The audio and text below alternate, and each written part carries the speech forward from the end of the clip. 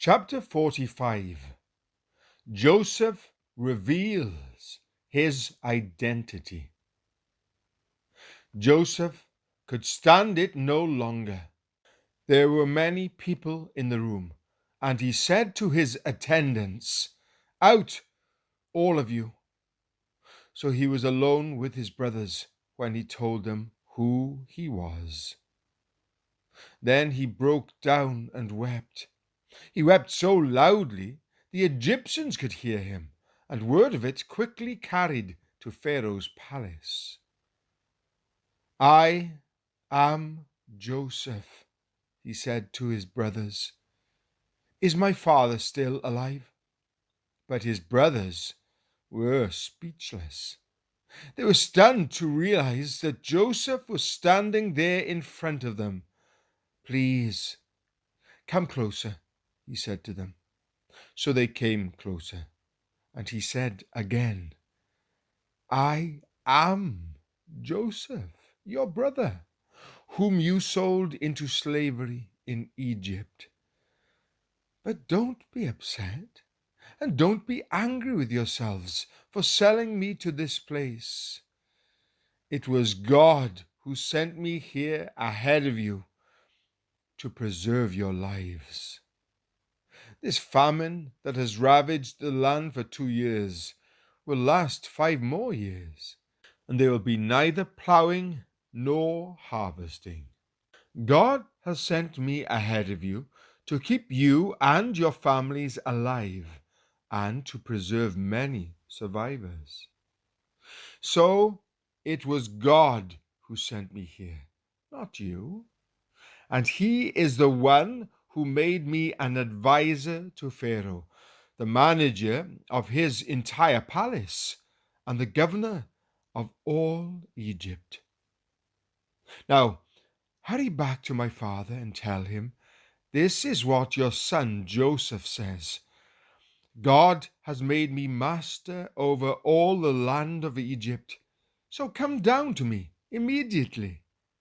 You can live in the region of Goshen, where you can be near me with all your children and grandchildren, your flocks and herds, and everything you own. I will take care of you there, for there are still 5 years of famine ahead of us. Otherwise you, your household, and all your animals will starve." Then Joseph added, "Look, you can see for yourselves, and so can my brother Benjamin, that I really am Joseph. Go tell my father of my honored position here in Egypt.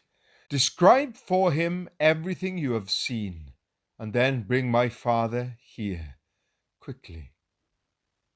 Weeping with joy, he embraced Benjamin, and Benjamin did the same. Then Joseph kissed each of his brothers and wept over them, and after that they began talking freely with him. Pharaoh invites Jacob to Egypt. The good news soon reached Pharaoh's palace. Joseph's brothers have arrived. Pharaoh and his officials were all delighted to hear this. Pharaoh said to Joseph, "Tell your brothers, this is what you must do. Load your pack animals and hurry back to the land of Canaan. Then get your father and all of your families and return here to me. I will give you the very best land in Egypt, and you will eat from the best that the land produces." Then Pharaoh said to Joseph, "Tell your brothers, take wagons from the land of Egypt to carry your little children and your wives, and bring your father here. Don't worry about your personal belongings, for the best of all the land of Egypt is yours." So the sons of Jacob did as they were told. Joseph provided them with wagons, as Pharaoh had commanded, and he gave them supplies for the journey. And he gave each of them new clothes. But to Benjamin he gave 5 changes of clothes and 300 pieces of silver. He also sent his father 10 male donkeys loaded with the finest products of Egypt, and 10 female donkeys loaded with grain and bread and other supplies he would need on his journey. So Joseph sent his brothers off, and as they left, he called after them, "Don't quarrel about all this along the way."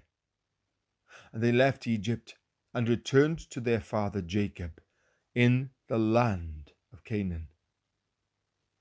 "Joseph is still alive," they told him, "and he is governor of all the land of Egypt." Jacob was stunned at the news. He couldn't believe it. But when they repeated to Jacob everything Joseph had told them, and when he saw the wagons Joseph had sent to carry him, their father's spirits revived. Then Jacob exclaimed, "It must be true. My son Joseph is alive. I must go and see him before I die."